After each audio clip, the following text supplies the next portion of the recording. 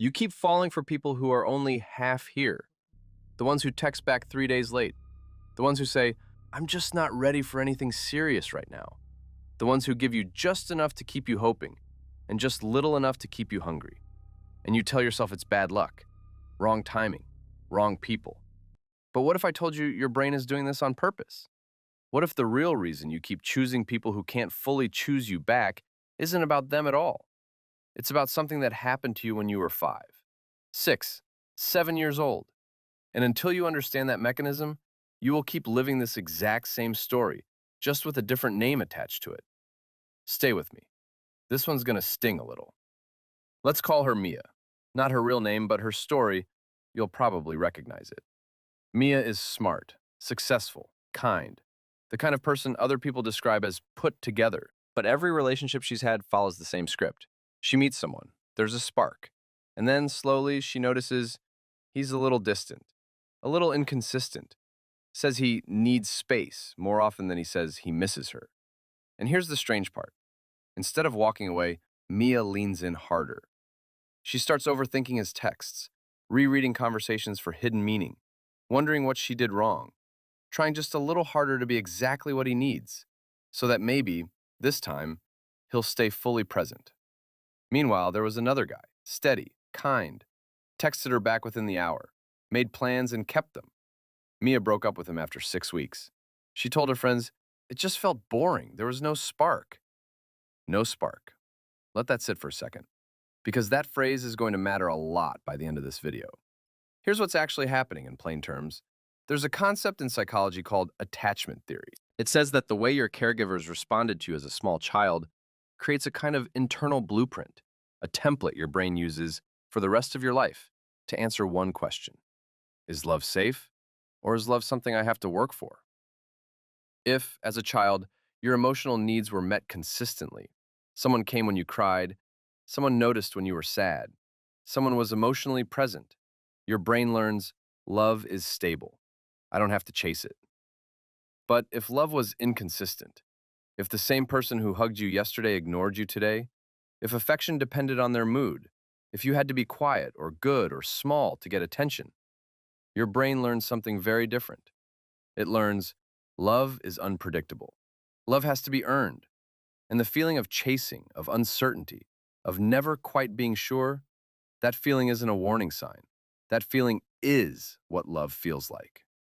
This is called anxious attachment, and it's not a character flaw. It's not being needy. It's a survival strategy your 5-year-old brain built to make sense of an unpredictable world. Now here's the part that changes everything.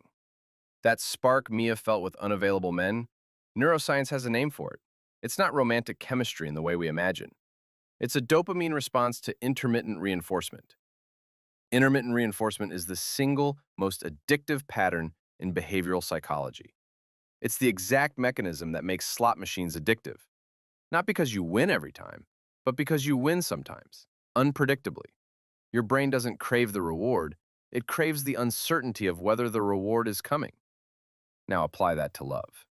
A partner who is consistent gives your nervous system nothing to chase. No cliffhanger. No anxious wondering. Your anxious attachment system, which has spent decades associating that anxious wondering with what love feels like, reads consistency as absence of feeling.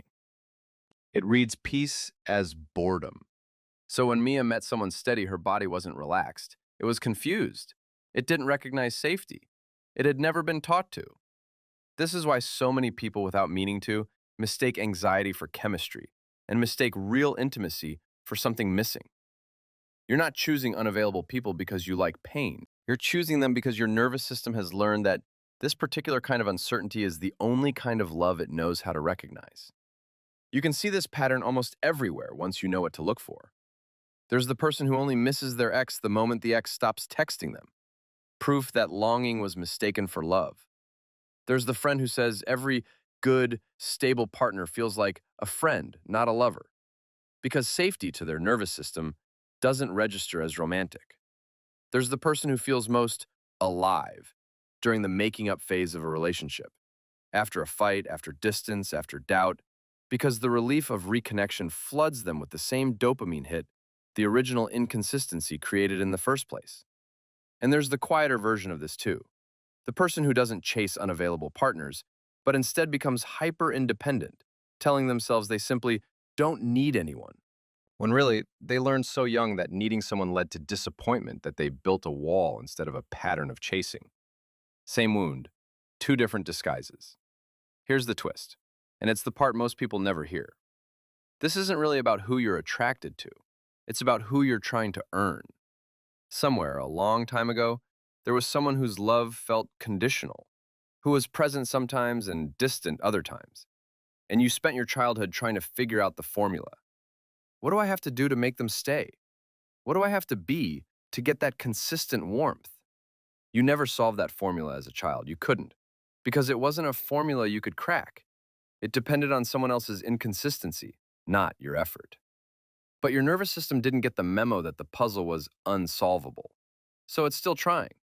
Every unavailable partner you've chased since then isn't really a new person. It's the same unfinished equation, wearing a different face, giving you one more chance to finally get it right. You're not falling for them. You're still trying to earn something that was never about you to begin with. So if this described you, if you recognize yourself in Mia, or in the anxious texting, or in calling steady love boring, I want to be very clear about something. This isn't a life sentence. Attachment patterns are called patterns, not identities, because patterns can change. Awareness is the first shift. You cannot rewire a pattern you don't see. The next shift is slower. Learning in your body, not just your mind, that consistency is not the absence of love, it's the presence of it. That will feel uncomfortable at first. Safety often does, for someone whose nervous system was trained on uncertainty.